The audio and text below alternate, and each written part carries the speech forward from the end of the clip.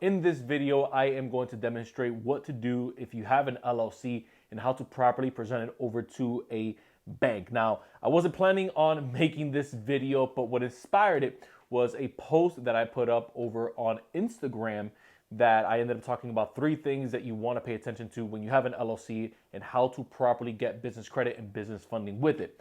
And since I know that the majority of my audience either has an existing LLC where you've been in business for some time or some of the startups, because I see your messages, I see your comments, I say, you know, what the heck, let's go ahead and make this video because there's a lot of information out there that's probably confusing people. And so what better way to help everyone out than to give actual what I say information that we've seen help our clients across the board. So I'm going to take you over to my presentation that I have set up for us so that we can simplify this through a triangle philosophy that I think I'm the only one that so far come up with it. If I'm not, let me know if you came up with this prior in the comments. But other than that, I will see you over on the other side. Let's go. This right here is what I call my little triangle funding philosophy, right? Now, I'm not sure if anyone else has already come up with the triangle philosophy. I think I'm the first, at least from what I've seen, right? But the way that I see it in my mind and the way that I've kind of shown my clients inside the Inside Inner Circle when I'm coaching them, this is what I say the easiest breakdown and the most simplified breakdown that I can give you as to how to properly set it up so that you can take it to a bank, your LLC to a bank, and ultimately get it funded, right? Now, your LLC, something that I also want you to know, is this isn't just for an LLC. So if you have an S Corp, this is for you. If you have a C Corp, this is for you. Even if you have a sole prop, now sole prop is not the most, what I say, beneficial when you're looking to separate yourself from the business, but you can also apply what I call like this funding framework as well. So one last thing before I get into this is, before I get into this, let me know in the comments, if you have an LLC, how old is the LLC? Is it 6 months old? Is it 1 year old? Is it 5 years old? Is it 10 years old? Let me know in the comments because I would love to know, who this video is reaching so that way I kind of understand and I can start making more content around you all. Check this out. Before I get any further into this, the 3 different categories that I'm going to be breaking down that make up this triangle, you want to make sure that they're all in sequence. If one of them is off, it could throw off the entire funding framework and it can cause automatic denials. If 2 of them are on or 3 of them are on, one of them is slightly starting to kind of get messed up, you want to fix it, right? And I'm going to give you a few pointers throughout the video so that you can go ahead and fix it. But the whole goal with this is that even if you don't have all 3, you want to start working your way into this so that way, again, you can help structure out the business funding and business credit for your business, which is the whole goal of me, my channel, and everything that we do. So let's say that you have your LLC and you take it to a bank. So now let's enter what I call the triangle effect or the triangle philosophy. The first thing that you want to pay attention to is the classification of your business. This is going to be the line of work that you do for your business, whether you are trucking, whether you are construction, whether you are limousine service, whether you are a nail tech, whether you are a salon operator, whether you are a bodybuilder who trains people and you are a personal trainer on Instagram, Facebook, wherever. Every single one of us is going to fall under a given classification. Now, here's 3 things that you want to pay attention to, though. The difference between an automatic denial and a client of ours who got access to over $50,000 in just one. We have a couple of them, but just one that comes to mind from the Instagram post that I put up with the screenshot of it. That one account got access to a credit line of over $50,000. And it was just off this one adjustment. They kept running into denial after denial after denial. And this one tweak with the classification of their business and understanding, okay, this is how it should work, made all the difference in their business. But here's the mistake that I see a lot of people make. And I think that it comes from a good heart from content creators. I think that it comes from a good heart from consultants who are putting out content. I think that the issue is that we'll see a piece of content and we'll see the comments going crazy on there. We'll see people posting up screenshots of, the success that they had. And then we try that and we're like, what happened? Right? I thought that this was going to work. And so we get frustrated with our business. And so what ends up happening is that we think, okay, that information wasn't true, or that obviously doesn't work for me. So then you think something's wrong with the information, or you think something is wrong with you. What's wrong is the application. And so whenever you see, even with my videos, whenever you see something, you want to always dissect it and have some critical thinking behind it so that it's specific to you and your line of work. Why do I say this? I say this because I see a lot of people where they say, hey, what's the best industry code, right, for my business? And I don't know anything about their business. And you'll see on a post, somebody will say, well, use consulting, right? If you use consulting, it's low risk. Here's the issue that I have with just using consulting for every piece of line of work, right? If you go across the bank or if you go to a specific lender and they ask you, let's say hey, do you have any business licenses for the consulting that you do? Hey, can you show us like a business plan for some of the consulting that you do? Hey, can you show us a website for some of the consulting that you do? Hey, can you show us some track records on some of the consulting that you do? And you are like, your line of work is a food truck, right? Because you're kind of trying to bypass it. That's going to raise an automatic red flag. You could get yourself blacklisted with that bank for flat out just lying on an application. I don't want that to happen to you, which is why I'm giving you this piece of information right here, and I'm creating this content for you. So I'm saying all of that to say, you want to find a classification, an NAICS, and SIC code that's still considered low risk, right? We still want that, but you want it to make sense for the line of work and business that you do. Now, if you're in a place right now and you're wondering, Irv, can I change my NAICS code? Can I change the SIC codes? Like, is there workarounds with this? The answer to that is going to be yes. We actually just had a client change theirs off of a coaching call that we did with them on Tuesday. So I'm going to pretty much recommend to you what I recommended to them, right? I told them, hey, there's going to be essentially 3 different places that you can change it, right? One's going to be at the bank level, one's going to be at the business credit bureau level, and one's going to be at the state level. Now, depending on the state that you have the LLC established or the business entity, all 3 of these may not apply to you. But the one that's typically going to apply for all of us is going to be changing your NAICS code or adjusting your NAICS code with the banks, right? I would say that that's an important place to at least start and update it, because it's going to, again, help reclassify you and put you in the right buckets for your business. The second place that you would want to adjust it would be with the business credit bureaus. Now, one of the easiest ways that you can do that is directly with Dun & Bradstreet. I recommend changing it at both levels because all of this information speaks to each other. And so if your bank, and if, let's say, Dun & Bradstreet or if Experian Business, you are getting, let's say, underwritten, right?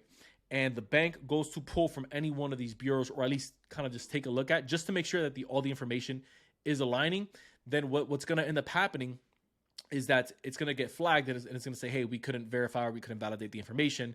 Bam, automatic denial. And so to change or to kind of hold that back from happening, or stop that from happening, you want to change the industry code that you have to something low risk or something that makes sense for your business. And then lastly, you can also change it at the state level. When you change it at the state level, and I don't have that here, but vendor and bank, you can kind of put those 2 and 2, right? But with the state level, even though I don't have it here, I still want to give it to you. When you change it at the state level, and it's not necessarily changing the NAICS code, but changing the classification of how it looks. I know here in Florida, you can't necessarily change it, right? But I know that in Washington State, if you were to go on, let's say, your Secretary of State's website, you'll see the line of work of what it's classifying you as, and then you can just go ahead and change it with them. Again, that piece right there is going to vary state by state, but that's why I still wanted to give it to you, because it could make or break your file from getting access to funding. The second pillar that you want to watch for is, are you doing business with the right banks and the right lenders? Again, see this all the time where we'll get excited and we'll take a look at a bank and we'll see, wow, everyone's getting funding with that bank, or everyone's getting approved for a business credit card with that bank. And all of a sudden you go, I got denied. And here's why. Some banks and credit unions are more lenient towards startups, while others are going to look more at the age of the LLC. And they're also going to take a look at the 3 C's along with that LLC. So if you're wondering what are the 3 C's that they're going to take a look at, it's going to be cash flow, it's going to be credit, and it's going to be collateral. Those are typically the 3 C's that a bank or lender is going to see. Sometimes they'll want to see all 3. If you've been existing for some time, do you have some collateral? For my real estate people, you guys know exactly what I'm talking about, right? When you're going more into the HELOC game, when you're going more into the secured funding route game. But for those of us that maybe are a bit more startup, you maybe don't have the collateral yet, but maybe you got the credit, which in this case, it's going to be the personal credit. Maybe you have a 680 plus credit score. Maybe you have a 700 plus credit score. It's clean as a whistle. You don't have any late pays on there. You have very little to no hard inquiries. You can take that route. Or if maybe you already have some cash flow that you're running through it, That's also going to be important because at that point, you can do part of the third part that I have here. And that's if you wanted to build the strongest relationships and if you wanted to kind of diversify your funding pool, I would suggest, or at least for you to consider, taking a look at two to three different banks and or credit unions. Now, one of the things that I usually recommend, and it usually works well with our clients, is take a look at three different, what I call three different areas. So you want to take a look at the big banks, the regional banks, and then the local banks and or the credit unions, right? So the big banks, it's going to be your American Expresses, your Bank of Americas, your Chases. The smaller regional banks or those that are just located in certain parts of the country. So that's going to be like Key Bank, that's going to be FNBO, that's going to be Citizens Bank, smaller, Truist, if I haven't mentioned them. Those are going to be the smaller banks that aren't located all across the country, but they are located in certain states. And then you have the local banks. Those are just the ones located in your state. Those are the credit unions that are just like, there's only like 5 in the entire state. Maybe there's only like 3 in the entire country. The reason you want to diversify like that is because now your business is in what I call 3 different funding pools, right? You have a big pool, you have a medium-sized pool, and then you have a smaller sized pool with less competition, with less established big businesses that you have to compete against for funding. And so that's picking the right banks and the right lenders. Again, not just going blindly into what you see other people talking about or posting. And then lastly, leveraging your liquidity or leverage your liquidity. Now, this one right here is super important because you'll have, let's say, a brand new startup, or you'll have a business bank account for that startup, and you'll think to yourself, okay, I have a business bank account. Cool. Having the business bank account is one thing. Driving revenue through the business bank account is a completely different ballgame. And in fact, it's just a complete game changer, especially when you're setting this up correctly. And so if you have, let's say, a business, let's say a 3-year-old LLC, I'll give you a perfect example. You have a 3-year-old LLC, you have a bank account, let's say with your main bank, and then you wanted to, let's say, get some funding with Chase. I'm bringing up Chase because Chase tends to be a little bit more on the liquidity side, meaning if you wanted to get a higher amount of funding with Chase, you may want to season that account with having some money in it rather than just saying, hey, I opened my account, I put the minimum balance in there. That's not really going to move the needle with Chase. So what you want to do is you want to have at least, now you can pick any number that you want, but if you want Irv's honest answers for some real results, at least $3,000 or more. Some of my bigger fish inside of our program, 20, 30, 40, 50K, just to season one account. You don't need that, but when I tell you that that's going to make all the difference when you do decide to go to apply 30, 60, 90 days out from that bank, it's going to make all the difference. Now, I don't just want it to stop there. Like, don't just be strategic about this. Critical thinkers, that's what we are around here. I don't just want you to deposit a lump sum of cash and just let it sit there.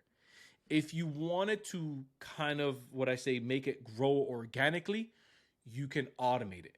And so maybe you have a main bank account that it's EDing from, electronic depositing from, right? Or withdrawing from into the deposit for, let's say, again, using the example of Chase, you can have it electronically every week, every 2 weeks, every month, right? So let's say if your goal is 15, 5K every month for the next 3 months, that'll put you at 15K, and boom, now we're going to a round of funding.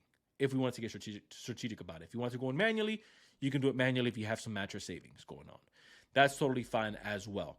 Now, the other bonus that I wanted to give you that I don't have here is if you really wanted to spice things up, make it look super organic with the bank, I would suggest that you do some natural transactions with it. Don't just put money in there and then try to go back in and then, try to apply for a business credit card. Can you get approved? Yes.